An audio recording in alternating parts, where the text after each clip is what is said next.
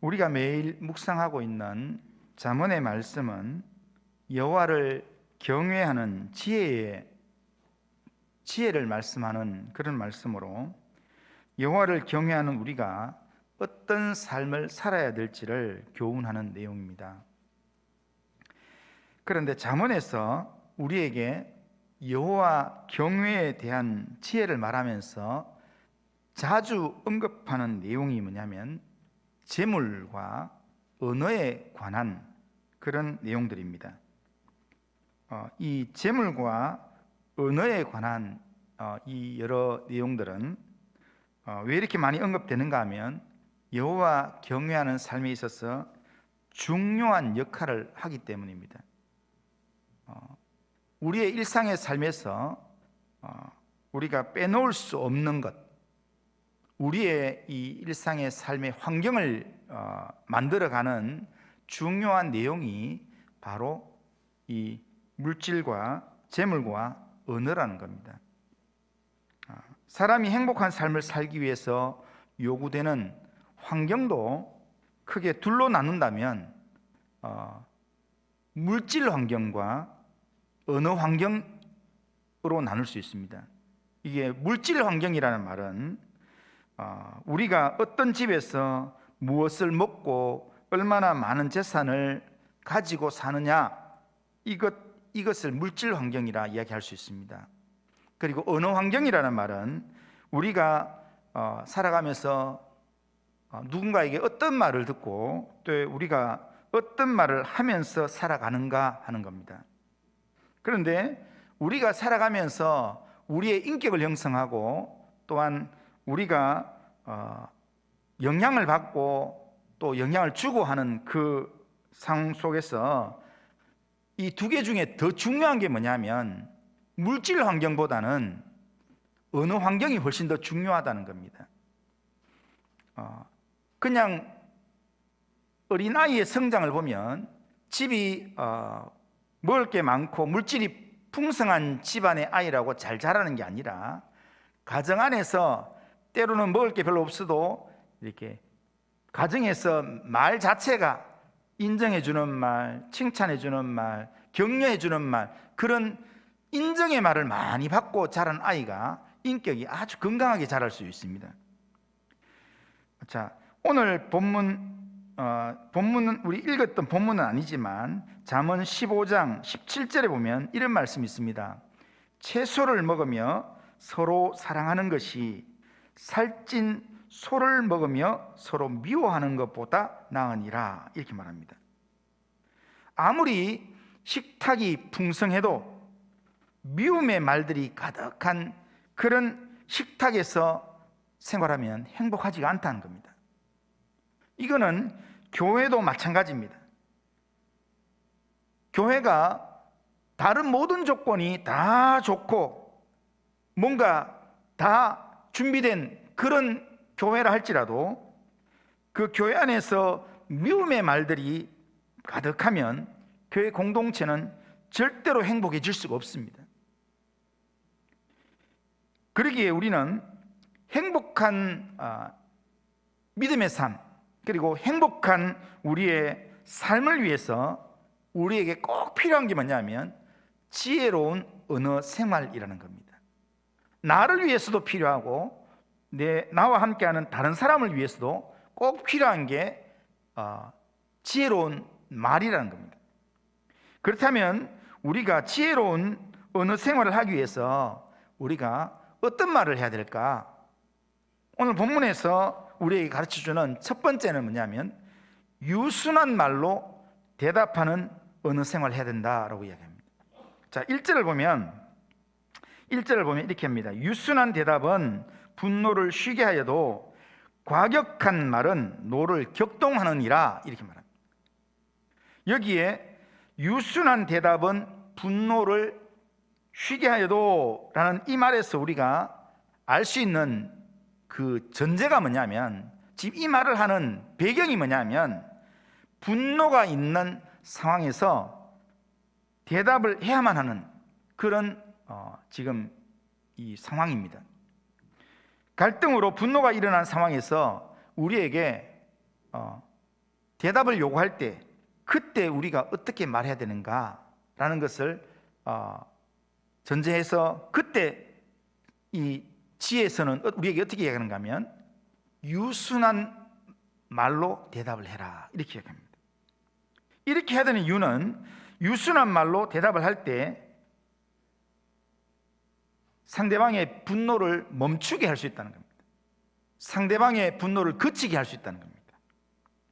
그러나 그렇게 하지 않고 똑같이 그 사람이 과격하게 말하고 아주 공격적으로 말을 한다 할지라도 똑같이 나도 과격하게 그렇게 대답을 하게 되면 그 사람의 노를 격동시켜서 더 큰 문제를 만들어 간다는 겁니다. 우리의 대답이 어떠냐에 따라서 우리의 대답 한마디가 더 큰 문제를 일으키기도 하고 분노하는 자의 분노를 멈추게도 할 수 있습니다. 그렇다면 우리는 하나님을 경외하는 자로서 어떻게 언어 사용을 해야 되겠습니까? 분노를 더 폭발시키는 일을 하기보다 분노를 멈추게 하기 위해서 우리는 유순한 대답을 할 수 있어야 합니다. 이런 대답을 했던 사람이 성경에 많이 나오는데 그 대표적인 예가 사사기에 나오는 사사기 6장에서 8장에 나오는 기드온의 예를 우리가 생각해 볼 수 있습니다. 기드온은 300용사와 미디안 군대와 전쟁을 해서 이겼던 사람입니다. 미디안 연합군과의 전쟁에서 지금 미디안에 계속 압제를 받다가 하나님의 영이 임하면서 지금 기드온이 미디안과 전쟁을 하려고 선포를 했습니다. 거기에 미디안이 13만 5천 명이라는 어마어마한 숫자가 지금 쳐들어왔습니다. 그런데 여기에 방어를 하기 위해서 지금 지원을 했던 전쟁에 나가려고 이렇게 자원을 했던 사람들이 3만 2천 명이었습니다. 13만 5천 명에 3만 2천 명은 이렇게 너무나 작은 숫자입니다. 그런데 사사 기드온은 하나님의 지시하심을 따라서 다 돌려보내고 그 중에 딱 300명만 선발해서 나머지는 다 집으로 돌려보내고 그리고 그 300명으로 미디안과의 전쟁에 나가게 됩니다. 그런데 그 전쟁에서 칼 한 번 휘두르지 않고 미디안 연합군을 완전히 이기게 됩니다. 하나님의 명령하신 대로 300명의 용사가 일제히 횃불을 들고 나팔을 불면서 항아리를 깨트릴 때 그럴 때 하나님께서 미디안 군대 안에 혼란을 주셔서 서로가 서로를 죽이도록 서로 칼로 쳐 죽이도록 그렇게 만드셔서 결국 스스로 자멸하게 만들었습니다. 그리고 남아있는 자들이 도망을 하는데 그 우두머리가 미디안의 두 장군 오렙과 스앱이었습니다. 오렙과 스앱 두 장군이 남은 몇 명을 이끌고 도망을 가는데 그런데 에브라임 사람에게 기드온이 사자를 보내어서 이 두 사람을 추격해서 잡도록 만들었고 그래서 에브라임 사람들이 따라가서 이 두 사람을 잡아서 결국에는 죽였습니다. 그래서 전쟁이 완전히 끝나게 되었습니다. 사사기 7장 25절에 보면 이런 말씀이 나옵니다. 또 미디안의 두 방백 오렙과 스렙을 사로잡아 오렙은 오렙 바위에서 죽이고 스렙은 스렙 포도주 틀에서 죽이고 미디안을 추격하였고 오렙과 스렙의 머리를 요단강 건너편에서 기드온에게 가져왔더라. 그렇게 이야기합니다. 그러니까 에브라임 사람들의 이 마지막 역할로 지금 미디안과의 전쟁이 완전히 종결되게 되었습니다. 전쟁이 완전히 승리로 마무리되었습니다. 이 전쟁의 승리로 모두가 다 기뻐하는 이 상황 가운데서 바로 그 다음 절 사사기 8장 1절에 가면 이 감격스러운 순간에 에브라임 사람들이 기드온에게 몹시 화를 내면서 그렇게 질문을 합니다. 사사기 8장 1절에 보면 이렇게 이야기합니다. 에브라임 사람이 기드온에게 이르되 네가 미디안과 싸우러 갈 때에 우리를 부르지 아니하였으니 우리를 이같이 대접함이 어찌됨이냐 이렇게 이야기합니다. 이거는 지금 말 자체가 기드온과 지금 싸우자 이런 의미입니다. 왜 이렇게 이야기하는가 하면 기드온과 함께한 300명 중에 지금 에브라임 자손이 누구의 후손인가 하면 요셉의 후손입니다. 그런데 요셉의 후손 중에서 지금 장자 역할을 하고 12지파 중에서도 장자 역할을 하는 이 뭔가 이게 숫자가 가장 많은 지파가 에브라임 지파입니다. 그런데 요셉의 지파 중에서 이 에브라임 지파와 함께 또 한 지파가 있는데 므낫세 지파가 있는데 므낫세 지파의 사람 중에서 아비에셀이라는 사람이 300명 중에 있었습니다. 이거 기드온의 300명 중에 므낫세 지파의 이 300명 중에 그 한 명이 있었는데 그 사람이 이렇게 처음부터 지금 기드온의 300 용사와 함께 역할을 했던 겁니다. 그런데 요셉 지파 중에서 므낫세 지파보다 에브라임 지파가 훨씬 더 영향력이 있는데, 그런데 지금 별로 영향력 없는 므낫세 지파 사람을 뽑아가지고 전쟁에 처음부터 시작하고 우리는 일도 안 맡겠다가 맨 마지막에 이 마무리 적장 2명 잡는 마무리 짓는 일만 우리한테 맡기고, 이거 왜 이렇게 하냐, 우리 너무 부당하게 하는 거 아니냐 하면서 지금 막 싸우려고 질문했습니다. 그때 기드온이 어떻게 대답했는가 하면 사사기 8장 2절 3절에 보면 이렇게 이야기합니다. 기드온이 그들에게 이르되 내가 이제 행한 일이 너희가 한 것에 비교가 되겠느냐. 에브라임의 끝물 포도가 아비에셀, 므낫세 지파의 한 사람입니다. 300명 안에 들은 사람들. 그러니까 아비에셀의 만물 포도보다 낫지 아니하냐.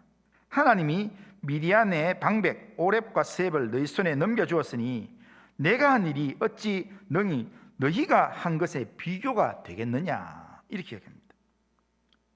그런데 이렇게 이야기했더니 기드온의 이 대답 때문에 이 에브라임 사람들의 이 분노의 마음들이 쫙 가라앉으면서 문제가 다 해결되었습니다. 사실 에브라임 사람들은 이스라엘 12지파 중에서 불평불만이 제일 많은 사람들이었습니다. 가나안 정복 당시에 지도자였던 여호수아가 속했던 지파였고, 다른 지파에 비해서 숫자도 많았기 때문에 자꾸 목소리도 크고 뭔가 요구하는 것도 많았습니다. 말이 많았다는 겁니다. 하지만 기업으로 분배되는 땅이 크지 않아서 우리는 숫자가 많은데 왜 이렇게만 주냐, 더 달라, 이렇게 불평하면서 했던 지파가 바로 에브라임 지파였습니다. 그래서 이 에브라임 사람들에게 여호수아가 자기 지파지만 땅 너무 많이 주면은 오히려 불공평한 땅 분배가 되기 때문에 산지 땅을 주었습니다. 그런데 그런 불평불만이 많은 이 에브라임 지파가 미디안과의 전쟁에서 처음부터 자기들 안 부르고 지금 므낫세 지파에 지금 아비에셀은 불러가지고 처음부터 역할을 하게 하면서 자기들은 안 불러가지고 결국에 이 전쟁의 이 어마어마한 승리에 처음부터 참여했던 그런 영광을 자기들이 못 누리게 한다고, 그러면서 우리를 무시하는 거 아니냐 하면서 기드온과 싸우려고 했던 겁니다. 미디안과의 전쟁에서 300명만 남겼기 때문에 에브라임 지파만 빠진 게 아닙니다. 이스라엘 12지파 거의 다 빠졌습니다. 지파별로 어떻게 분배했는 게 아니라 그냥 이렇게 마음에 두려움 있는 사람 다 돌려보내고, 물 먹는 사람 중에서 손으로 떠먹는 사람, 입으로 엎드려 먹는 사람, 이렇게 해서 손으로 떠먹는 사람만 남기고 나머지 다 돌려보내는 겁니다. 그러니까 이게 누구 지파이기 때문에 남기고 누구 지파이기 때문에 그냥 같이 가게 하고 이렇게 한 게 아니라는 겁니다. 하나님께서 300명만 남기고 다 돌려보내셨습니다. 왜 이렇게 했는가 하면 전쟁을 이기고 난 다음에, 미디안과의 전쟁에서 이기고 난 다음에 하나님이 도와주셔서 이긴 게 아니라 우리가 전쟁을 너무 잘해서 이겼다, 이런 교만한 마음이 생길까 봐 하나님이 42,000명도 너무 많고 10,000명도 너무 많고 지금 300만 하면 충분하다, 이렇게 하나님께서 생각하시고 그냥 조건 없이 300명만 남겼던 겁니다.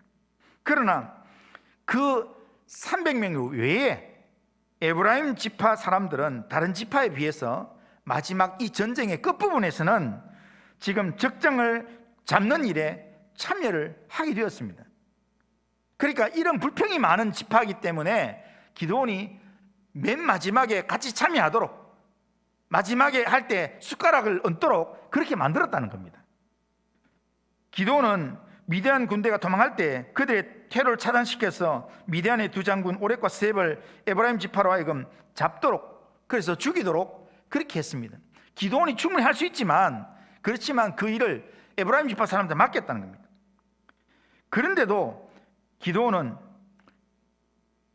그렇게 배려해서 그렇게 했는데도 불구하고 자기하고 싸우려고 달려드는 이 에브라임 사람들에게 기드온이 하는 말이, 지금 내가 한 일이 당신들이 한 일들과 비교가 되겠습니까? 에브라임의 제일 못한 이 포도가 아비에셀의 제일 포도보다 낫지 않습니까? 우리가 처음부터 이렇게 다 했는 것보다 제일 중요한 마지막에 장군을 잡는 게 중요한데 장군 2명을 당신들이 잡았지 않습니까? 그래서 전쟁이 이렇게 마무리를 아주 깔끔하게 하지 않았습니까? 당신들이 한 일과 우리가 한 일이 비교가 되겠습니까? 당신들이 더 대단한 일을 했는 겁니다. 그렇게 지금 이야기했다는 겁니다. 기드온이 유순한 말로 대답한 것은 그의 겸손한 신앙만이 아니라 하나님이 주신 지혜였습니다. 분노를 쉬게 하는 하나님의 지혜였습니다. 하나님을 경외하는 기드온에게 하나님이 주신 그런 지혜의 그런 아이디어였고 지혜의 말씀이었습니다. 에브라임 지파와 같이 불평 불만이 많은 자들이 공동체 내에 있으면, 그러면서 자꾸 목소리를 높이면 공동체의 결속력만 약화시키고 내부 분열을 일으키는 그런 원인이 되기도 합니다. 그래서 기드온은 자기가 이때까지 수고했던 것, 자신의 명예, 자신의 영광, 그리고 자기의 감정, 이런 것들 다 내려놓고 불평불만으로 발생할지도 모르는 내부 분열을 막기 위해서 하나님 주신 지혜로 지혜롭게 대답을 한 것입니다. 에브라임 지파의 강한 불만에서 터져 나오는 그 과격한 분노를 기드온이 유순한 대답으로 잠재운 것입니다. 사람들의 분노는 대개 자신들의 존재 가치를 자꾸 드러내려고 하는데, 드러내려고 하는 그 상황에서 무시당한다고 생각될 때, 자기의 이 가치가 평가절하된다고 느낄 때, 그때 사람들은 분노를 하게 됩니다. 그러므로 상대의 분노를 가라앉히기 위해서는 우리가 잘못을 따지면서 서로의 네가 잘했니, 내가 못했니, 뭐 이런 걸로 서로 따지는 그런 내용으로 과격한 변론하면 싸움은 점점 더 커지게 되어 있습니다.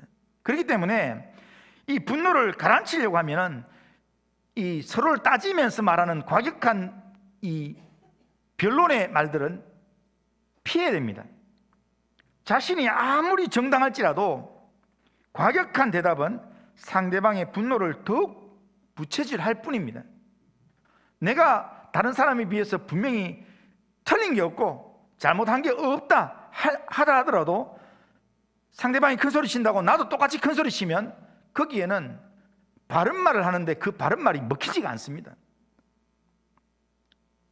기드온은 자신의 공적을 내세우지 않고 겸손히 에브라임의 이 존재와 그들이 지금 이 이스라엘 안에서의 가치, 그것을 인정하면서 이들을 잘 다독여서 이스라엘을 세워가는 일에 이들을 써야 되겠다라는 마음에 그렇게 유순한 대답으로 그들의 손을 들어주고 유순한 대답으로 그들의 이 과격한 분노를 쉬게 했습니다.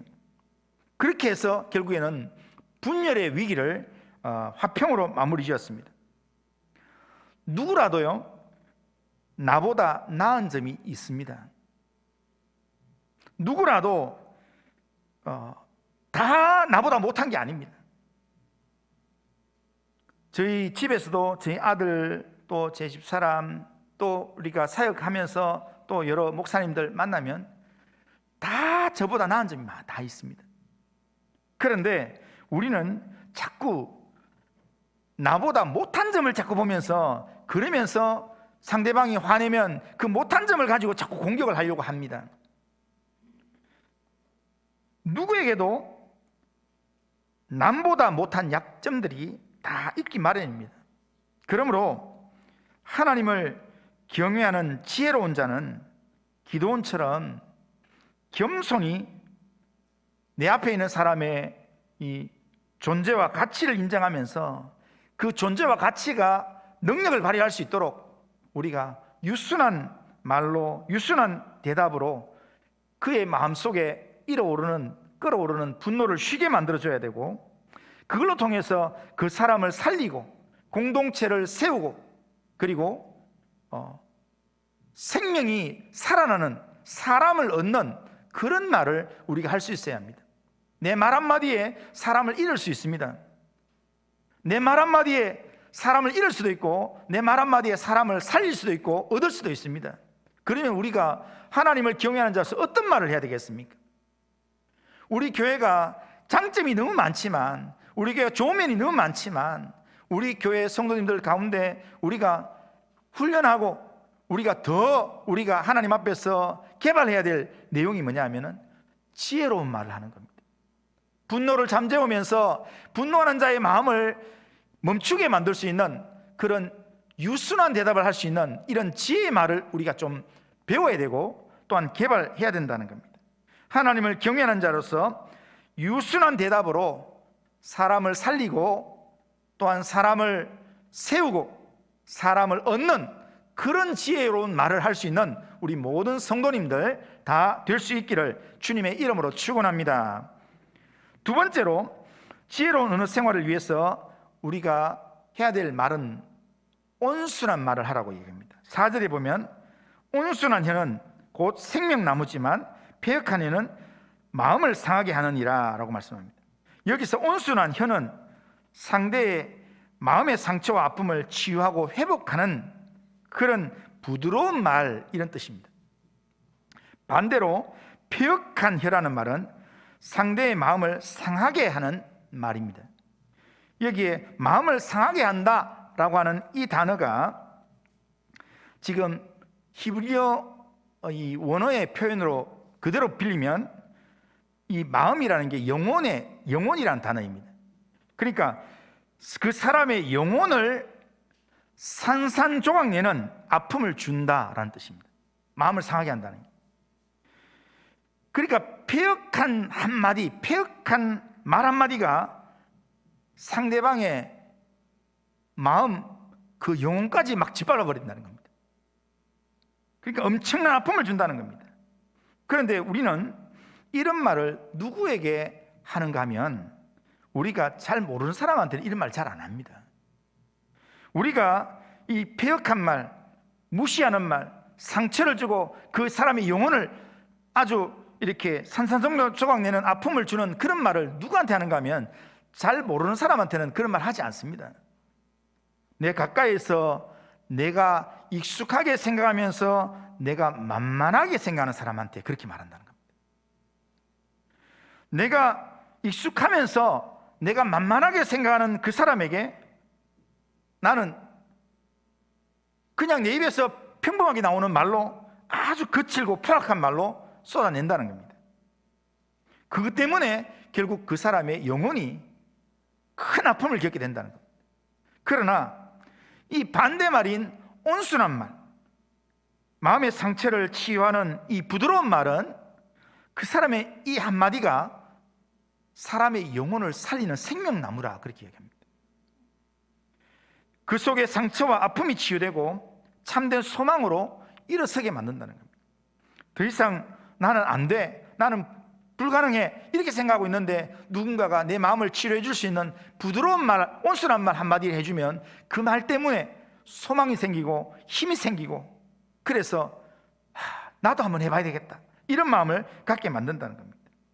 온순한 말로 우리의 가정에서 우리의 식구들에게 힘을 실어주고 살리는 일을 하고, 또한 가정에서 이웃에게 생명을 불어넣어주는 생명나무 같은 그런 존재로 살아갈 수 있는 우리 성도님들 다 되시기를 바랍니다. 그런데 이런 온순한 말을 잘 하려고 하면 우리 안에 있는 분노의 감정을 잘 조절할 수 있어야 합니다. 오늘 읽지는 않았지만 잠언 15장 18절에 보면 이런 구절이 있습니다. 자, 분을 쉽게 내는 자는 다툼을 일으켜도 노하기를 더디하는 자는 시비를 그치게 하느니라, 이렇게 말합니다. 분노는 폐역한 말을 내뱉을 수밖에 없습니다. 그래서 예수님께서는 노하는 자마다 하나님의 심판을 받을 것이라 라는 경고의 말씀하셨습니다. 마태복음 5장 22절에 보면 나는 너에게 이르노니 형제에게 노하는 자마다 심판을 받게 되고 형제를 대하여 나가라 하는 자는 공에 잡혀가게 되고 미련한 놈이라 하는 자는 지옥불에 들어가게 되리라 라고 말씀합니다. 이 말씀에서 보면 형제에게 분노하는 것, 화를 내는 것, 이것을 하나님의 심판받을 죄라고 그렇게 말씀하신다는 겁니다. 야고보 사도는 야고보서 1장 20절에서 이렇게 합니다. 사람이 성내는 것, 그러니까 화를 내는 것은 하나님의 의를 이루지 못함이라, 이렇게 합니다. 이 말을 반대로 이야기하면 하나님의 의를 이루기 위해서는 우리의 마음속에 있는 분노의 감정을 조절해야 된다는 겁니다. 우리의 마음속에 있는 분노의 감정을 조절하고 온순한 말을 해야, 그래야 하나님의 의를 이룰 수 있다, 이 말입니다. 분노하는 마음이 생길 때 그 분노를 표출하기 전에 대답할 말을 깊이 생각해 보고, 그리고 하나님의 의를 이루는 지혜로운 말, 온순한 말을 할 수 있는 우리 성도님들 다 될 수 있길 바랍니다. 이 외에도 지혜로운 온순한 말에는 잠언이 가르쳐주는 지혜로운 말에는 이 성경 구절 읽어보면 여러 개 나옵니다. 정직한 말, 선한 말, 자기 마음을 낮추는 말, 그리고 때에 맞는 말, 허물을 덮어주는 말 등등이 있습니다. 이런 하나님의 지혜를 의지해서, 하나님의 지혜의 말씀을 의지해서 오늘 우리가 만나는 사람들, 우리 가정에서, 또한 교회 안에서, 이웃 안에서, 우리의 입술에서 지혜로운 말을 할 수 있는, 온순한 말을 할 수 있는 우리 성도님들 다 될 수 있기를 주님의 이름으로 축원합니다. 자, 마지막으로, 그러면 우리가 이 지혜로운 말을 해야 될 이유가 뭡니까? 왜 꼭 우리가 이 지혜로운 말을 해야 될 필요가 있습니까? 우리가 꼭 지혜로운 말을 해야 됩니다. 왜냐하면 그 첫 번째 이유가 뭐냐면 내 말 한마디 때문에 형제가 큰 상처를 입을 수도 있고 그 상처 속에 살아날 수도 있고, 다르게 얘기하면 내 말 한마디 때문에 이웃이 행복하게 될 수도 있고, 행복하던 이웃이 굉장히 불행한 지옥을 경험하게 할 수도 있다는 겁니다. 잠언 15장 23절에 보면 사람은 그 입의 대답으로 말미암아 기쁨을 얻나니, 때에 맞는 말이 얼마나 아름다운고, 이랍니다. 그 입의 대답으로 말미암아 기쁨을 얻을 수 있다는 겁니다. 내가 대답을 잘하면, 유순한 대답을 하고 내가 대답을 잘하면 내 대답을 듣는 사람이 기쁨이 막 생기면서 생명이 살아나는 그런 일들이 있을 수 있다는 겁니다. 우리의 말 한마디가 누군가를 기쁘게 하고 살릴 수도 있는 반면에, 또한 그 말 한마디가 누군가를 정말 이렇게 사망의 구름턱에 몰아넣을 수도 있습니다. 우리의 유순한 대답이나 온순한 말이 누군가의 상처를 치료하는 말이 되고, 사람의 몸과 마음, 영혼의 상처와 병든 것을 치료하고 또한 기쁨을 주고 행복을 회복해주는 그런 말이 된다면, 우리가 하나님을 경외하는 자로서 이 말을 써야 되지 않겠습니까? 그런데 이 첫 번째 이유보다 더 중요한 이유가 있습니다. 우리가 꼭 이렇게 이 말을 해야 될 더 중요한 이유가 있습니다. 그 이유가 뭐냐면 하나님께서 우리의 언어 생활을 다 지켜보고 계신다는 겁니다. 자, 3절에 보면, 오늘 본문 3절에 보면 여호와의 눈은 어디서든지 악인과 선인을 감찰하시느니라, 이렇게 말씀합니다. 여기에 감찰하신다, 이 말은 꿰뚫어 보신다, 이런 뜻입니다. 하나님은 아니 계신 곳이 없습니다. 모든 곳에서 우리가 하는 모든 말을 하나도 놓치지 않고 다 꿰뚫어 보고 계십니다. 다 듣고 계십니다. 그런데 8절에 보면 이런 말이 있습니다. 악인의 제사는 여호와께서 미워하셔도 정직한 자의 기도는 그가 기뻐하시느니라. 여기에 제사와 기도가 나옵니다. 제사와 기도는 우리가 하나님께로 나아가는 경건의 행위입니다. 그런데요, 하나님께서 제사 드리고 예배 드리고 기도하는 걸 하나님께서 기뻐하셔야 되는데 하나님께서 기뻐하지 않는 제사가 있다는 겁니다. 악인의 제사는, 악인이 하나님 앞에 나오는 이 경건의 모습은 하나님이 기뻐하지 않는, 미워한다고 이야기합니다. 여기에 미워한다 이 말은 이 성경적인 이 용어를 그대로 풀면 뭐냐면 가증히 여긴다는 겁니다. 마치 우상 숭배하는 것처럼 가증히 여기면서 하나님이 받기를 거절한다는 겁니다. 그러니까 우리가 예배를 드리고 기도하는 것, 그것보다 더 중요한 게 뭐냐면 그 전에 우리의 삶이 더 중요하다는 겁니다. 우리의 마음, 우리의 삶까지 하나님께서 다 지켜보고 계시다가, 그러다가 우리의 삶에서 우리가 말을 어떻게 하는지, 우리가 어떤 삶을 살았는지, 가난한 자라고 힘없는 자라고 함부로 무시하면서 함부로 이렇게 말하면서 폐역한 말을 하고 이렇게 지냈는지 하나님이 다 보고 계신다는 겁니다. 그러다가 우리가 드리는 예배, 우리가 드리는 기도에 대해서 하나님께서 우리의 이 악함과 선함을 구분하셔서 하나님께 응답하신다는 겁니다. 이런 우리의 평소 언어 생활을 하나님께서 다 지켜보시고 우리의 마음까지 감찰하시는 하나님이라면, 하나님을 경외하는 자로서 이 하나님 앞에서 우리가 어떤 말을 해야 되겠습니까? 내 말을 다 지켜보고 딱 듣고 계시는 하나님이라면 그 하나님 앞에서 우리가 어떤 말을 해야 되겠습니까? 우리는 하나님 앞에서 지혜 있는 말을 하고 누군가를 살리는, 그리고 세우는 유순한 말, 온순한 말을 할 수 있어야 합니다. 하나님이 원하시는 것은 우리가 하나님을 경외하는 마음으로 하나님 앞에서 우리가 진실하고, 또한 우리가 보냄을 받은 우리의 가정에서, 또한 우리가 보냄을 받은 우리의 이웃과 우리의 삶의 터전에서 우리가 생명나무가 되기를 원하는 겁니다. 우리가 생명나무가 되려고 하면, 우리 가정에서 내가 생명나무가 되려고 하면 내가 죽이는 말을 해야 되겠습니까? 살리는 말을 해야 되겠습니까? 하나님은 하나님 우리에게 주신 지혜가 우리 속에 있으면 우리가 생명나무라고 이야기합니다. 생명샘이라고 이야기합니다. 우리 가정에서 내 가족이기 때문에, 내가 너무 익숙하기 때문에, 내가 너무 잘하기 때문에, 그러면서 내가 함부로 말을 툭 내뱉는 그 말이 생명나무가 아니라 사망의 말이 되어서 사람을 죽이는 말이 될 수도 있습니다. 나는 한마디 하고 편안하게 잠을 자는데, 그런데 내 가장 가까이 있는 사람은 그 말 한마디 때문에 밤잠을 설치면서 죽을 고생을 하면서 그 아픔을 끌어안고 그렇게 불면의 밤을 보내는 사람들도 있을 수 있습니다. 그러기에 하나님의 말씀 앞에서 우리 자신의 언어 생활을 한번 점검해 보시길 바랍니다. 말하기 전에 내 말이 인간관계에 유익한 말인가? 내 말이 함께하는 내 식구들에게, 또 우리 공동체, 우리 성도들에게, 또한 내 이웃에게 이게 도움이 되는 말인가? 노를 폭발시키는 말인가? 아니면 이렇게 분노를 잠재울 수 있는 말인가? 서로의 관계에서 좋은 약이 되는 말인지, 상처를 받은 사람과 관계를 치유하는 말인지, 아니면 그 관계를 확 깨트리는 그런 말인지 우리가 깊이 한번 생각하고 그리고 말을 내뱉을 수 있길 바랍니다. 지혜로운 언어 생활이 나를 살리고요, 내 가정에 내 옆에 있는 사람도 살릴 겁니다.